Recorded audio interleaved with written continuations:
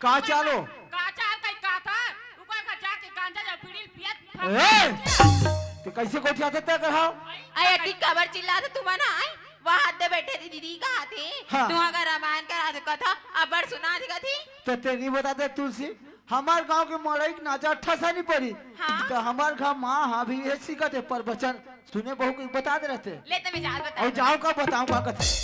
तो खबर अटी चिल्ला दे दाई हां ये थिया ते जानता ना तो ईश्वर का इंचे के हो आई ओला जाना था वो का ड्यूटी में थे वो हाँ। वो अभी अपर दिन में आए नोनी तो वो कथे चाय पी ले भैया तो खेत ढंचल देवेगा कथे आई बने बात ना किसी एक कप चाय ला पियन पा रहे हो हाँ। कहते रहने दीवार बनाई सूरज धर के हो एक तीर के चला गौ खुदारिस तो माल बता था तो वो रव रव रव करे थे मोर बरो ले नया एक नु तो कोंटा चारी सोई जगह अब्बर चिल्ला था बाबूजी ला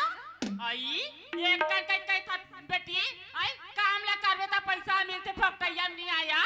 ले नया हम बुद गए कमाल खेत में हम तो नहीं कहा था ये तई मार खूब का माहत नहीं मेड़ में बैठ के पेंदरा सा टुकुर टुकुर देखत रहा दे देखा तोरा ये पूछ ले भौजी मला गौ ये मन रोज ते खेत जाए ओ मला पूछो ओ कथे काजगुडू तुम्हार का कहते रानी नहीं दिखे ऐसे कथ सब लोग जान दे थे